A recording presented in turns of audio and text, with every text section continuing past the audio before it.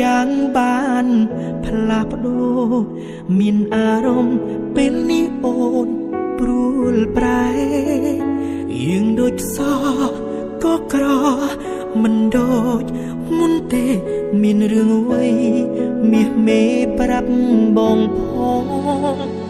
អូនថាអង្គចិត្តលែងចង់បបន្ត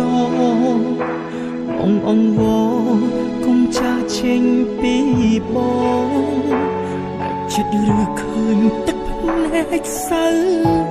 មកអូនថារឿងបងអូនមិនចង់ខ្វល់ឡើយបាត់មែនហើយយើងមិនសំខាន់ដល់ឋានៈនឹងទេមិនទាន់ដល់ពេលគេត្រូវខ្វល់ខ្វាយក្រៅក្របខ្សែភ្នែកមើលយូរកាន់តែឆ្ងាយមិនឡើយទ្រាំល្ងងបាត់មែនហើយកន្លងមកយើងគិត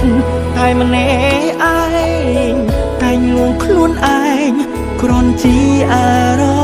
ម្មណ៍កុំដកទឹកភ្នែកបែបនេះទៅសាកសមនឹងភាពលំខ្លាំង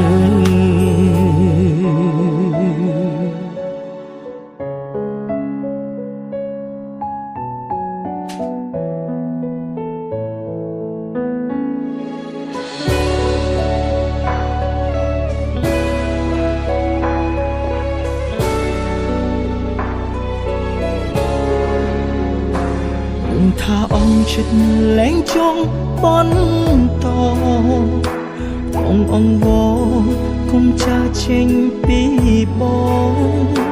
តែចិត្តឬឃើញទឹកភ្នែកសៅមកអូនថារឿងបងអូនមិនចង់ខ្វល់ឡើយបាត់មែនហើយយើងមិនសំខាន់ដល់ឋានៈនឹងទេមិនទាន់ដល់ពេលគេត្រូវខ្វល់ខ្វាយក្រៅក្របខ្សែភ្នែកមើលយូរកាន់តែឆ្ងាយមិនឡើយទ្រាំល្ងងបាត់មែនហើ